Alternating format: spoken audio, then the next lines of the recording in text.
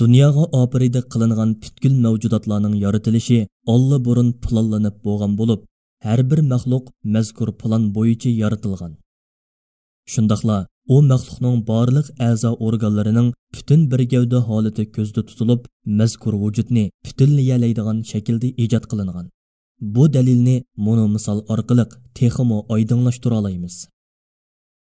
Hayotga kerakli moddalarning o'zligidan paydo bo'lib qolganligini qabul qilsak, masala hal bo'lib, ko'z oldimizdagi bir-biridan chiroyli asarlarning yaratilishidagi sirlar yeshilami? Mundaq faraz qilib boqayli.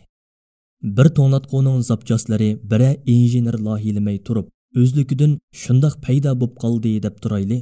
Acaba bu to'nglatqu zapchaslaridan bir to'nglatqu qurashtirish uchun bira ustaga ehtiyoj tushmasmi? Odatda bir to'nglatquning zapchaslarining o'ttirig'i chiqishi jarayonida to'nglatquning bir butun holati ko'zda tutilishi kerak. Ishlab chiqariladigan har bir zapchas yana biriga mos keladigan, yordamlashadigan va bir-birining xizmatini oqsitib qo'ymaydigan shaklda yasalishi kerak.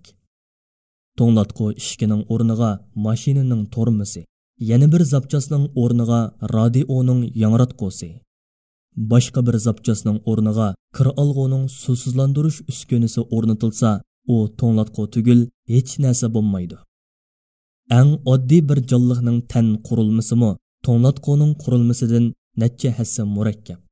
Kichikkina bir zapchasning asli maqsadga uyg'un ham korga keladigan shaklda ijod qilinishi uchun mazkur zapchasni o'rnatish planlangan qurilmaning bir butun gavdasini nazarda tutishga to'g'ri keladi.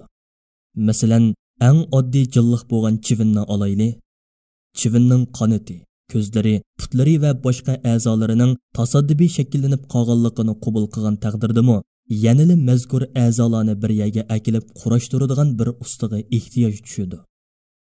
Uning ustiga pochi organlarning yoki zapchaslarning shakllanishida bir butun gavda aniq bo'lishi hamda pochi organlar yoki zapchaslar shuningga qarata yaratilishi kerak.